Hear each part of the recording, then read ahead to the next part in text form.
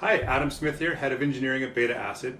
Yesterday we looked at a broader view of the types of databases that could be used in an app. And today we're going to double click on probably the most important one, which is relational databases. So we're going to start today just by looking at spreadsheets. We can model everything we're going to be talking about here on a spreadsheet.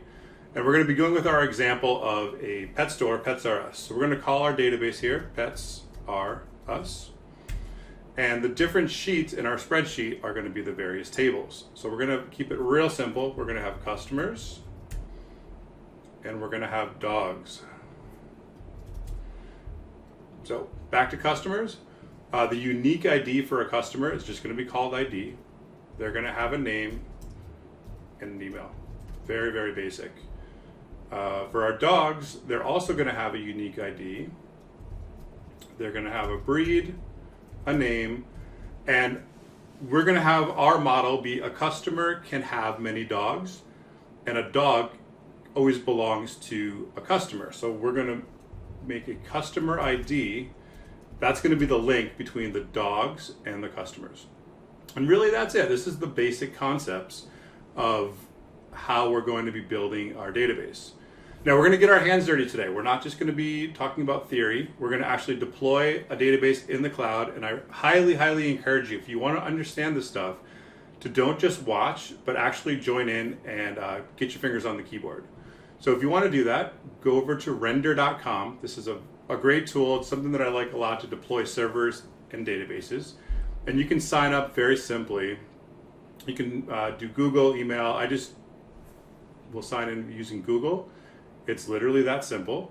And we're going to deploy our first database right here. We're going to click create a Postgres database. Postgres is the relational database of choice for most web or app projects these days.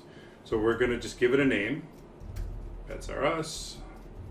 And everything else here we can just leave as is.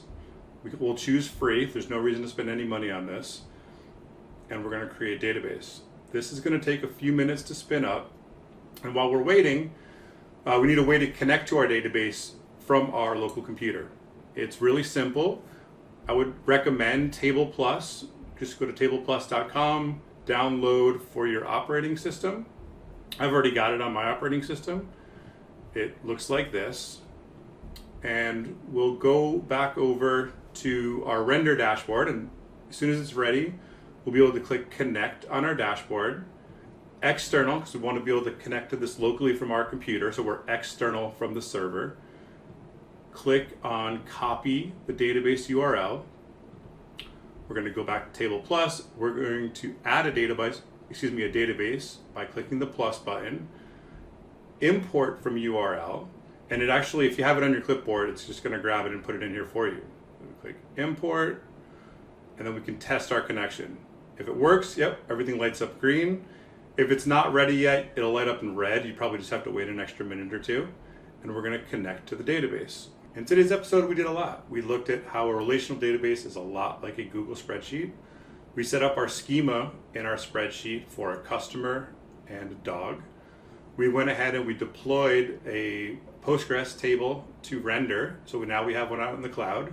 And we got TablePlus set up on our computer. In the next episode, we'll rewrite those tables in SQL, and we'll have them deployed to our cloud database. See you there.